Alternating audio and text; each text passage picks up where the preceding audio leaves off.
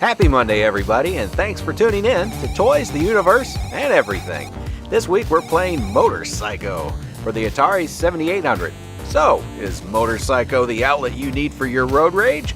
Or will your money be better spent on counseling? Well, like, subscribe to the channel, hit that notification bell, but gently, you don't want to break it, and let's play another Atari-made third-person faux scaling track racer. Another one.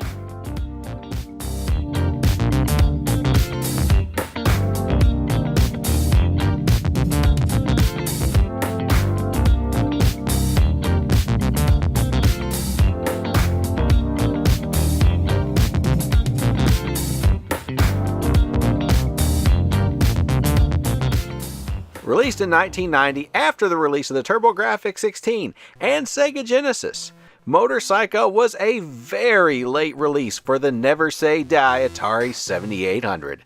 In Motor Psycho, you race a motorcycle around one of 4 tracks, similar to the console pack-in title Pole Position 2. What makes Motor Psycho different from the Namco Racer is the addition of a jump button, so psycho, and new road hazards like the cones and ramps. You still game over after 5 laps, and the game still tallies score by remaining time and opponents passed.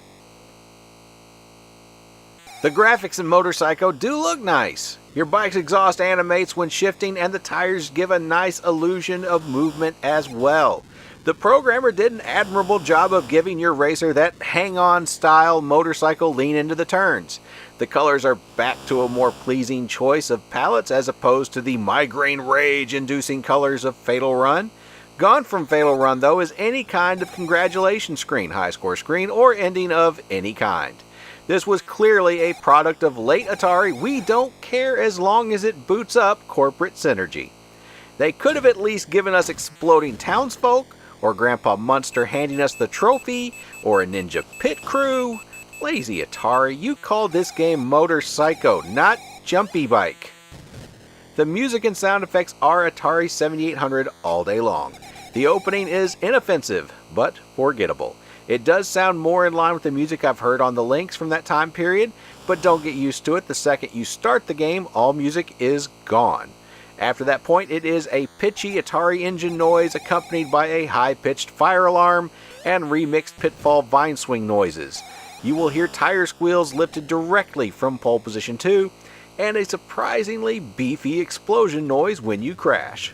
The truth is, if you're playing Motor Psycho, you're probably covering up this noise with anything from Motley Crue to Hailstorm. But I think that is what most of us did back in the day, even if the game had good audio. The game doesn't sound like it's strangling a cat, but it has moments where it does sound like a flurkin digesting the Tesseract, which is still far south of good.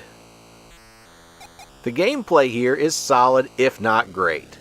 I do suspect much of the code here was copy and pasted from Pole Position 2, and many of you will think this isn't so much a new game as it was a reskin. The jump mechanic doesn't really feel necessary, and I didn't use it much after the first or second time I experimented with it. It isn't a good strategy for passing on the tougher tracks when the turns pop up faster, and it doesn't feel necessary to pass opponents even when they come in packs of 3. Holding down to downshift or brake feels natural rather quickly, and the game's built-in ability to tweak your bike sensitivity is nice, even though you'll have to do it every time you power up the system. Overall, this game comes off as a Pole Position Plus, or Fatal Run Minus, or DLC for both or either. It is a good game that sounds terrible, like many other 7800 games, but considering how much of this code was likely recycled from Pole Position, this was probably less a game that came from creative yearning and more a question of what can we get on shelves with minimal effort and coding time. That isn't to say I didn't enjoy my time with Motor Psycho, I did. But do you need Motor Psycho? If you can find one, and they are rare these days, this game will cost up to $40. More than the $1 or $2 you can get Pole Position 2 for. For about $40, you can get any combination of Rad Racer, Pole Position, Outrun, Coast to Coast, Daytona USA, Super Monaco GP, Sega Rally, Virtual Racing, Road Rash, Road Blaster, Stun Runner, Crazy Taxi, F-Zero GX Cruisin', Rush, Power Drift, or even Mach Rider. I'm not saying Motor Psycho is bad. I'm just saying it isn't cheap, and you can play the arguably superior Pole Position 2 for way cheaper. If you don't balk at the $40-ish it will cost loose, then this is a decent game. And I thought it was a reasonable amount of fun, even though I don't think the 7800 needs 3 games like this in its library. So anyway, I hope you enjoyed this video, and no matter what your questions are about toys, the universe, and everything, remember, the answer is always to have fun. And if you're going to make a game called Motor Psycho, at least go the 5 seconds of effort to make up a pointless story about the end of civilization or your grandpa being shoved into a magic pumpkin or ninjas on a golf course, so I get the entire Atari experience.